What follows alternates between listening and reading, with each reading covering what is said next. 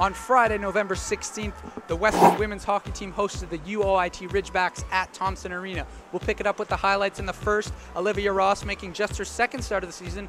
She was very sharp and a 1-0 lead after one thanks to Stacey Scott for the Mustangs. In the second, Jennifer Daly ties the game up with a nice shot to the top corner for a tie game at 1. And then Jillian Morgan would make it 2-1 for the UOIT Ridgebacks, and they had their first lead of the game. Western would try and claw back, but there you see Jessica Larabi making a number of good saves, and then she stops Brittany Clapham on the breakaway to ensure the 2-1 lead going into the break.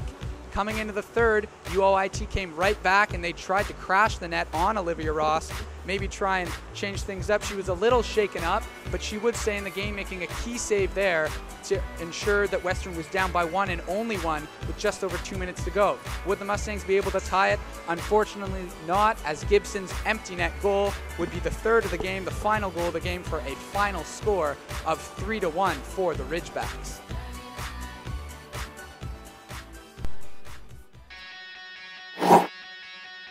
On Saturday, November 17th, the Western Mustangs men's hockey team hosted the Brock Badgers early on a 5-on-3. It's Matt Clark with the point shot that was tipped in from Zach Harnden for a 1-0 lead. Then early on in the second, it's Matt Paltridge with a nice snipe from the slot for the 3-0 lead for the Mustangs, but the Badgers would come back.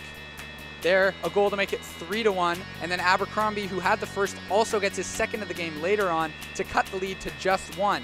Now with the game tied, it's actually Andrews for the Badgers who will give them the 4-3 lead, but with the dying seconds, Kyle DeCoste throws it to the net. It goes off Clark and in for the tie game, and in overtime, who other but Matt Clark will make it 5-4 for the Mustangs. That's your final score. The win streak continues. It's now at 7 games for the Western Mustangs. Final score on Saturday, November 17th, 5-4 for the Western Mustangs.